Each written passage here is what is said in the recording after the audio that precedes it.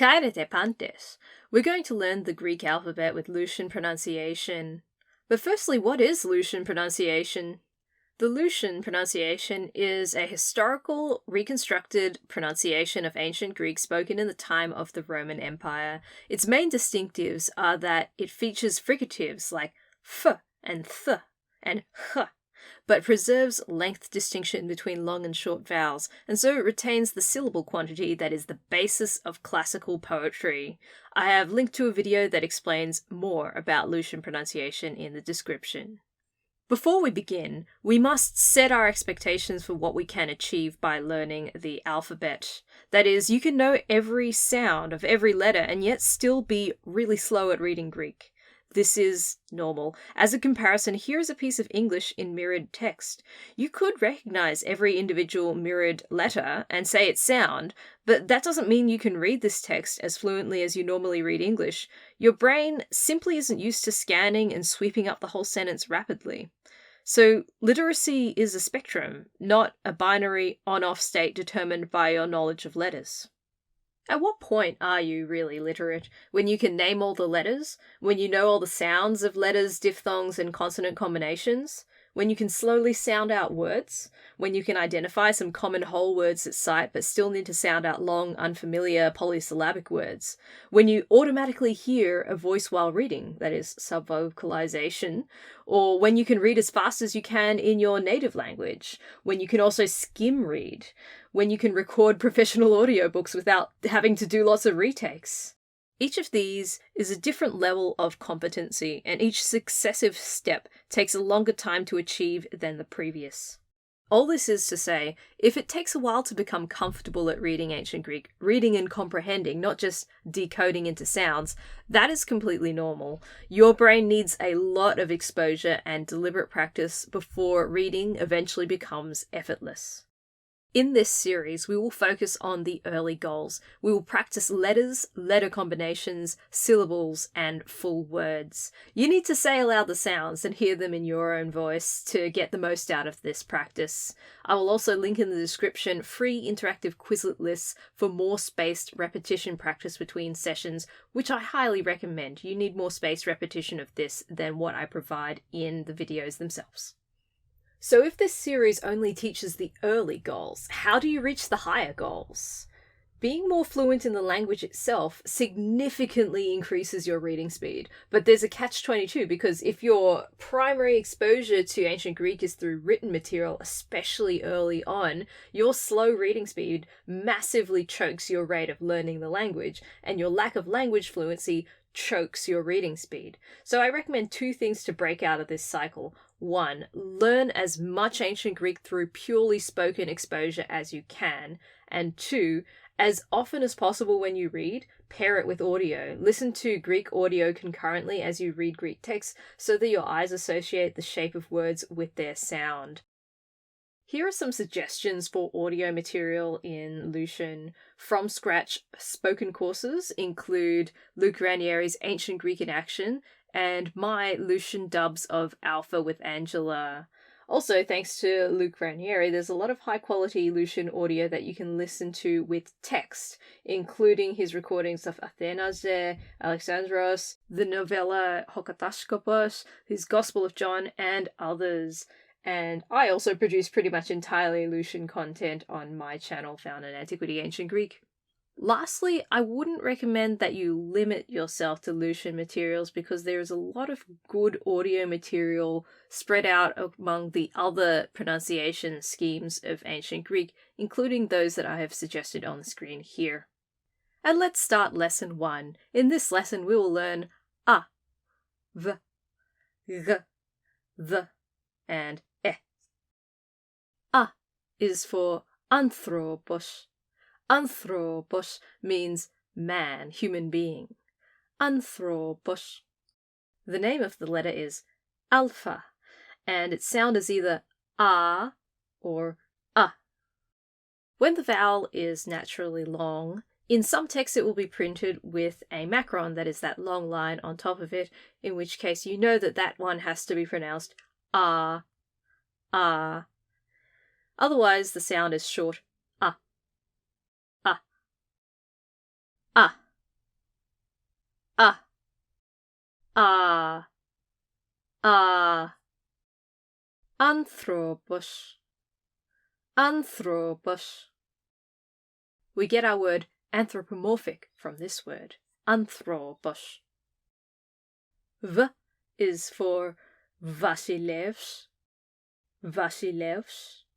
Vasilevs means king, and we get our word basilisk from it because the basilisk is the king of the snakes. The name of the letter is Veta. Veta. It makes the sound V. It's not a V like a English V, and it's not a B like an English B. Honestly, it sounds a bit halfway in between. Put two lips close to each other to make a V sound, but don't touch your teeth to your lips to make a V sound like English V. But this is V, V, V, V, V, V. Vasilevs, Vasilevs. G is for graphe, graphe. Graphe means writing or scripture, and we get all our words ending in graphy from this word, like geography, writing about the earth. The name of the letter is gamma, gamma, and it has two sounds, a ga, ro, ga sound with back vowels, and a ye, sound with front vowels. Here's an example with a back vowel, Galilaya, Galilaya. Ga, ro, ru are all gamma followed by a back vowel. Yune means woman, and it sounds like a y at the start. We get gynecology from yune, and examples with front vowels are ye, and y.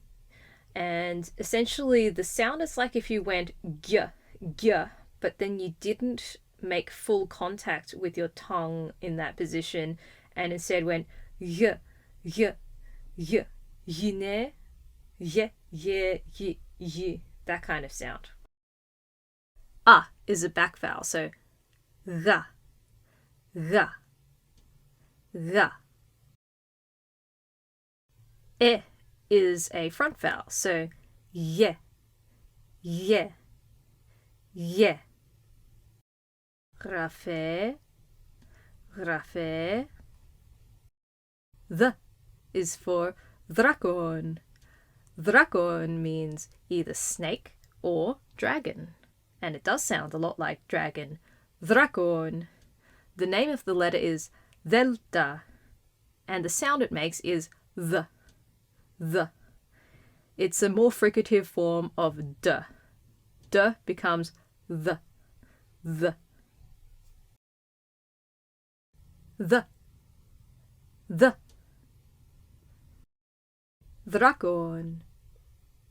Drakon. E is for ethnos. Ethnos means people group or like nation. We get our word ethnicity from this. The name of the letter is epsilon. Epsilon. It always makes a short e sound, never a long e sound, but a short e sound. E. Ethnos. Ethnos. Now let's sound out syllables. One letter at a time, then the syllable 3 times. The highlighted syllables constitute full words in their own right.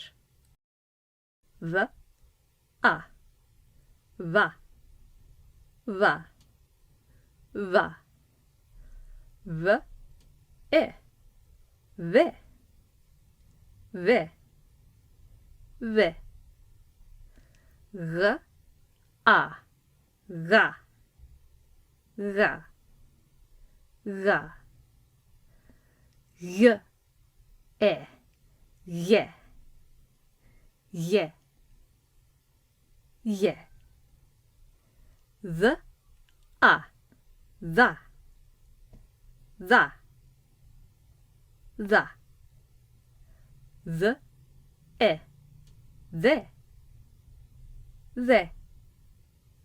the, the, a, the,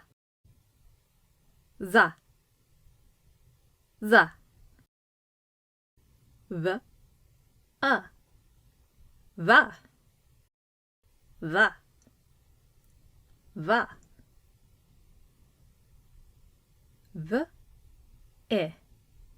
ve, ve,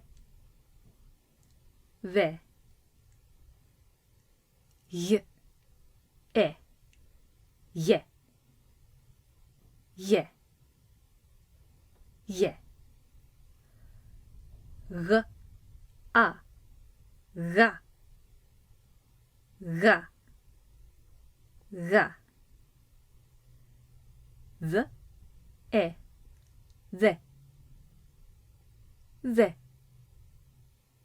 the. Now let's sound out a full word together. A, v, ah.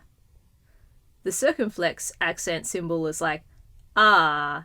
It's always over a long vowel, and it has a tone pattern like ah, either low, high, low, ah, or high, low, ah.